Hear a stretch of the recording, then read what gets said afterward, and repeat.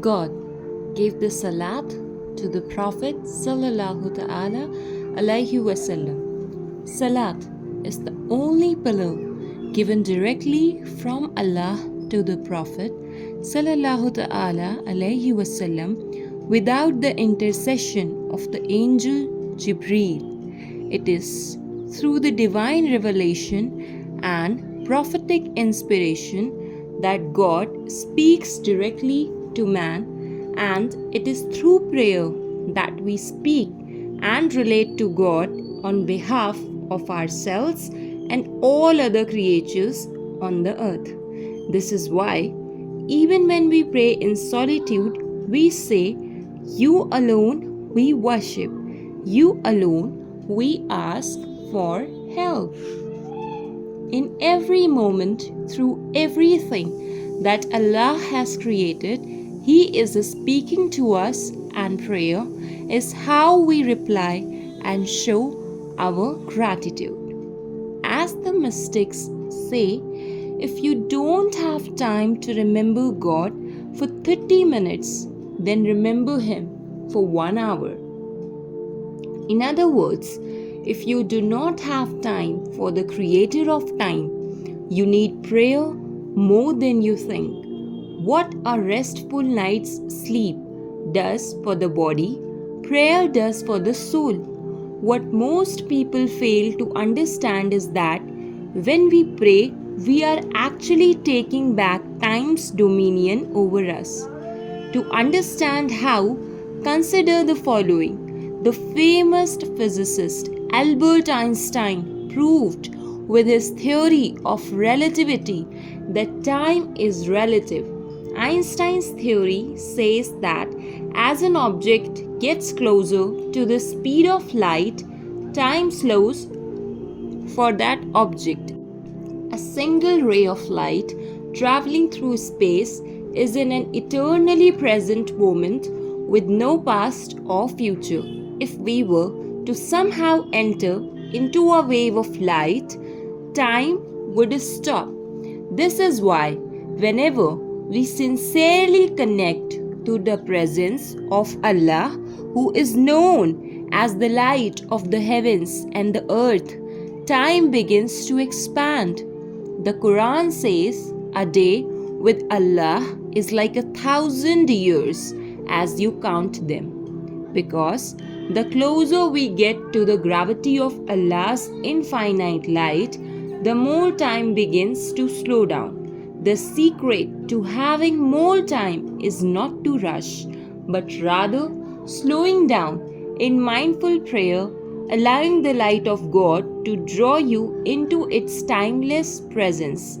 Angels are made of light, meaning they are in the present moment with their worship and praise of God. When we mindfully pray with both our bodies and our voices, we are mirroring the praise of the angels in the highest celestial realms.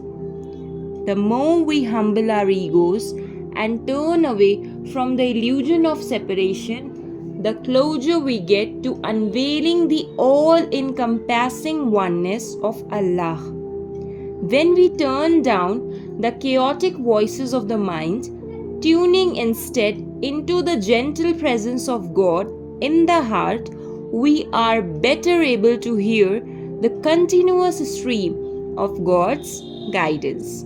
This is why the soul of the prayer is said to be in the position of prostration, because it is the only position in which the heart is elevated above the mind, reigning as the conscious king of the body. When we prostrate, the head is lower than the heart, making blood and oxygen flow to the brain more effortlessly, which research has indicated may help relieve stress and depression. When we pray in direct contact with the earth, as the prophets used to pray, we are spiritually, emotionally, and physically being healed. Dozens of scientific studies have proven the benefits of grounding. or having physical connection with the earth. The contact of our bare feet, hands, and foreheads with the earth allows us to discharge harmful electrostatic charges we are bombarded with throughout the day while absorbing healing electrons from the earth. These electrons are strong antioxidants that help neutralize and eliminate free radicals in our bodies that cause disease and inflammation. World renowned cardiologist Dr. Stephen Sinatra has said grounding can restore and stabilize the bioelectrical circuitry that governs your physiology and organs, harmonize your basic biological rhythms, boost self-healing mechanisms, reduce inflammation and pain, and improve your sleep and feeling of calmness. Beyond the potential for physical healing, prostration serves as a reminder of the greatness of Allah and our humility in relationship to Him. As the Prophet Muhammad sallallahu ta'ala alayhi wasallam said, the nearest a servant comes to his Lord is when he is prostrating himself, so make supplication in this state. The Prophet sallallahu ta'ala alayhi wasallam would sometimes prostrate long enough for 50 verses of the Quran to be recited. When we prostrate, all the worries of the world fall from our backs like a wave returning to the ocean of its origin, and all differences are dispelled as we entered into the oneness of God. Verily, when a servant stands to pray, his sins are placed on top of his head and shoulders. Every time he bows or prostrates, they fall away from him. Sallallahu ta'ala alayhi wasallam said. As the mystics have said, one prayer to God frees you from 1,000 prostrations to your ego. Just as water flows to lowlands, the humble position of prostration is a state of receptivity in which we are able to receive the infinite bounties that Allah has written for us to experience. Essentially, prayer is the opening and emptying of our hands so that we can receive and experience God holding us through His mercy and blessing us through His generosity. When we submit our egos to God, the deep connection we carry with our Lord unveils itself from beneath life's distractions. An example of being connected to the presence of Allah is illustrated through the following story. Imam Ali was pierced in the leg by an arrow, and due to the excruciating pain, nobody was able to remove it. Someone suggested that they wait until Imam Ali began to pray before removing it.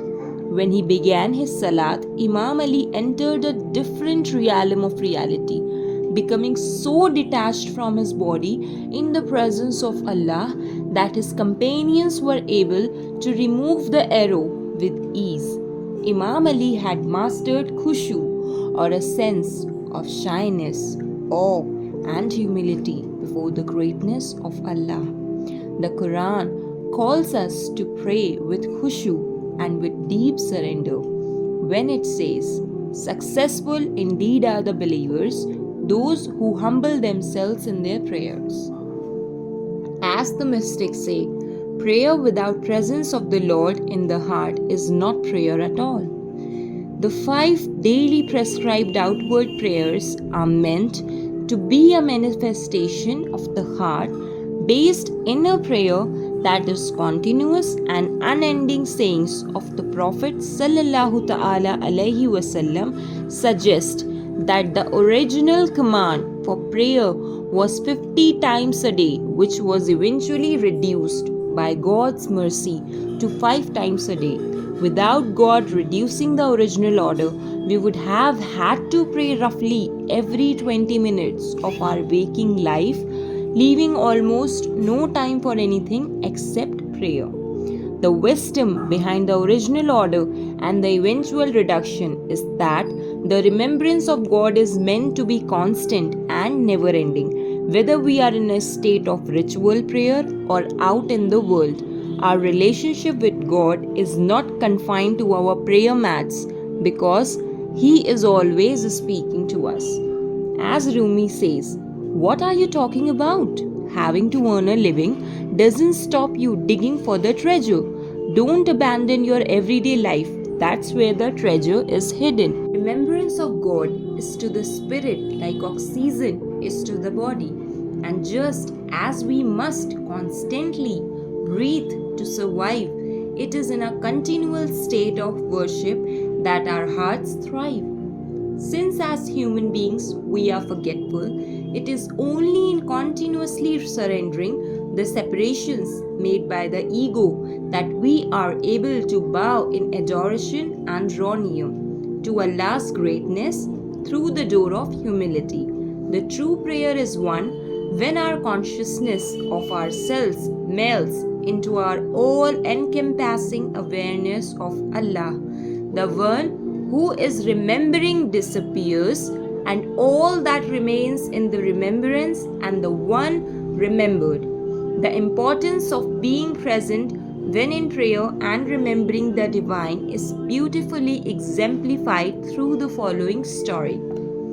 A king was once praying deep in the forest of India when a young woman daydreaming in the jungle walked, unbeknownst to her, right in front of him.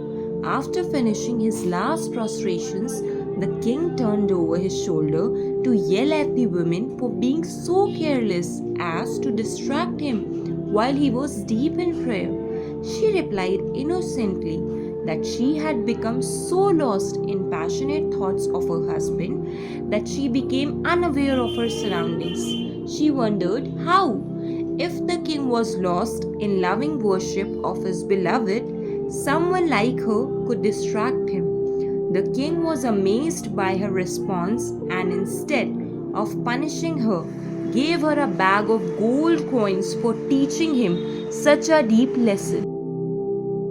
Quran says, tell the believing men to lower their gaze and be modest, that is purer for them. Surely Allah is aware of what they do. It is not just referring to a physical lowering, it is also referring to an internal and spiritual lowering from anything other than Allah.